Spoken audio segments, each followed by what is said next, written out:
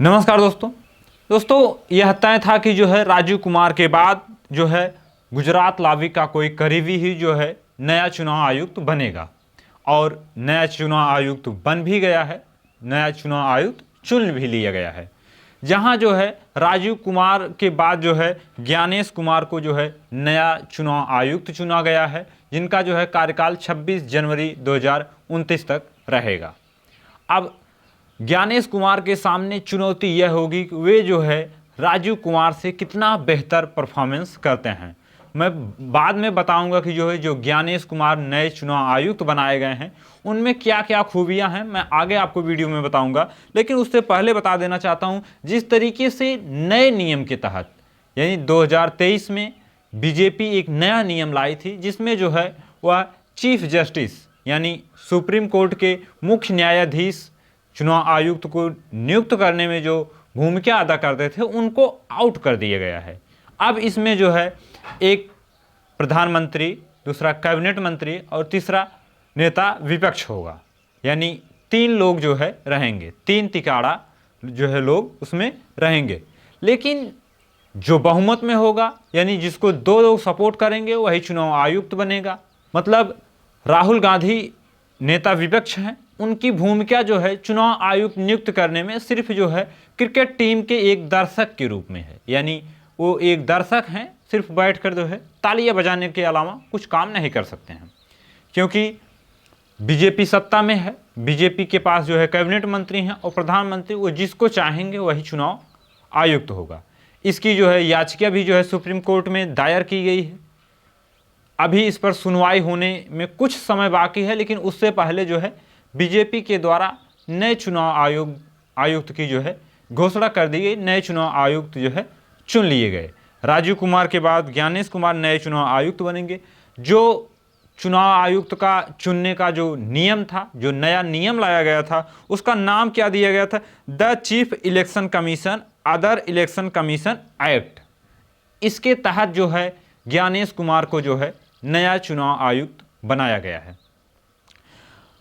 अब जहां जो है चीफ जस्टिस को हटा दिया गया है, तो अब जो है चीफ जस्टिस इसमें चुनने में यानी ज्ञानेश कुमार को जो है चुनने में उनकी कोई भूमिका नहीं रही है। प्रधानमंत्री, गृह मंत्री अमित शाह दोनों लोग जो है मिलकर जो है नए चुनाव आयुक्त की जो है घोषणा कर दी है, नए चुनाव आयुक्त को चुन लिए हैं। वहीं राहुल गांधी इस पर ट्वीट किए, विरोध भी किए, तमाम बातें अपने रखे जो संसद में रखे, उसके साथ जो है उन्होंने ट्वीट भी किया। लेकिन उनकी भूमिका चुनाव आयुक्त की चुनने में वही क्रिकेट टीम के बाहर जो है बैठे हुए एक दर्शक के रूप में है, यानी बैठकर सिर्फ ताली बजाएं।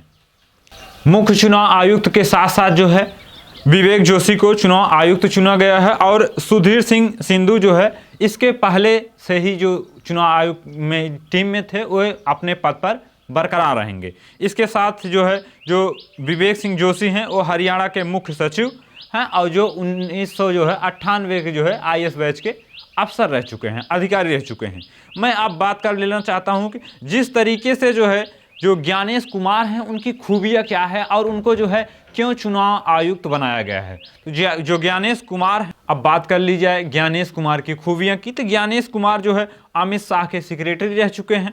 2016 से 2021 तक जो है सचिव रह चुके हैं और 370 हटाने में यानी 370 हटाने वाले मामले जब चल रहे थे तो उस समय जो है अमित शाह के साथ साथ जो है ज्ञानेश कुमार संसद भी आते थे। अब इसके बाद बात कीजिए राम मंदिर जन्मभूमि गठन की, तो राम मंदिर जन्मभूमि गठन समिति की जो है ये सदस्य भी रह चुके हैं और इनका कार्यकाल 26 जनवरी 1929 तक रहेगा। यानी गुजरात लावी बीजेपी जो है एक बार फिर जो है वह ऐसा चुनाव आयुक्त गठित करके जो है वह अपना आने वाले चुनाव की जो है गेम सेट कर चुका है। क्योंकि जहां चुनाव आयुक्त निष्पक्ष होना चाहिए, चुनाव आयुक्त को है जब चुनाव ही निष्पक्ष नहीं हुआ तो उनका जो है आने वाला कार्य कितना निष्पक्ष होगा, यह आप सब जो है कमेंट करके बताइएगा। क्योंकि जब हमारे यहाँ लड़के की शादी देखी जाती है तो उसका भी जो है बैकग्राउंड बहुत दूर तक देखा जाता है। और यहाँ बात तो हो रही है चुनाव आयोग की। चुनाव आयुक्त जो हैं, मुख्य चुनाव आयुक्त जो हैं, उनके जो है चुनाव की बात हो रही है। उनको जब चुनने में जो है एक पक्षपात हुआ है, क्योंकि जिसकी बहुमत होती है, जिसकी संख्या ज़्यादा होती है, उसकी गुट्टी जो है फिट होती है।